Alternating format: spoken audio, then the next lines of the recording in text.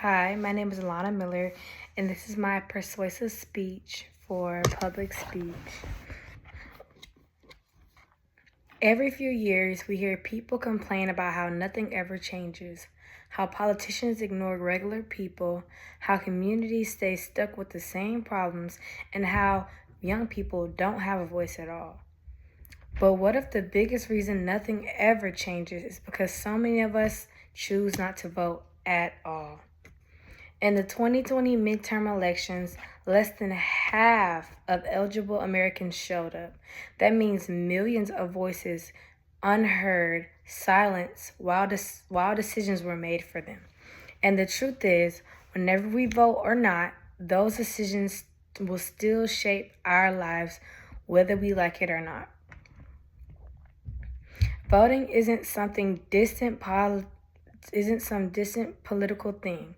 It's connected to our everyday reality, and if we keep sitting out, we're basically letting other people decide our futures for us. The problem is pretty simple. Young people don't vote enough, and because of that, our generation's interests are hardly ever represented. Even though people age 18 to 29 make up a huge part of the population, they consistently vote at lower rates than any other age group. When we stay home on election day, policies are shaped by people who might not share our values or face the same struggles. For example, decisions about student loans, minimum wage, reproductive rights, and climate policy directly impacts our future. But if we aren't a part of the age voting group, politicians don't feel pressure to prioritize those issues. Low youth turnout creates a cycle where candidates don't speak to us because they assume we won't vote, and when we do vote, because we feel ignored. Something has to break the cycle or nothing will get better. The solution is something completely within our control.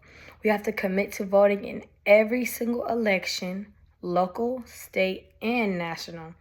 Voting is the easiest form of political participation, and it takes less time than scrolling through TikTok or waiting for food in a drive-thru. Steps like registering early, checking your polling place, and setting a reminder for election days takes minutes. If you're not sure who to vote for, non-party resources like vote411.org can help you compare candidates without the drama. When more of us participate, politicians suddenly have to pay attention. They start addressing issues young people care about, like climate change, affordable college, and mental health services. Higher turnout forces the system to recognize our generation as a serious voting bloc. Imagine an election where young people don't sit out.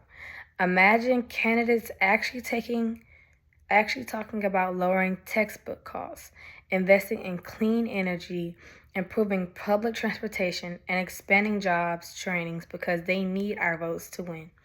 Picture a government that actually reflects the people who live in it, not just older generations, but us too. Now imagine the opposite. What happens if we continue avoiding the polls? We'll keep getting policies made by people who might not even think about the issues that we care about. College will keep getting more expensive. Climate problems will continue being pushed off. Decisions that affect our lives will keep being made without our input. It really comes down to one choice: participate and influence the future, or stay silent and let others decide for us. Here's the part where you actually can do something. First, register to vote today. If you aren't registered already, it takes less than 5 minutes. 2, look up the election date for your state.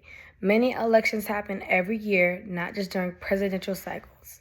3, make a plan. Will you vote whether you need transportation or if you'll vote by mail? 4, talk to your friends. People are much more likely to vote when someone they know in court encourages them. 5, show up on election day. Even if you think your vote doesn't matter, it does. Close elections happen constantly, sometimes decided by only a few hundred votes. If we want our generation to have a voice, we have to use the most basic tool we have, the vote. We say we want change, and now it's time to prove it.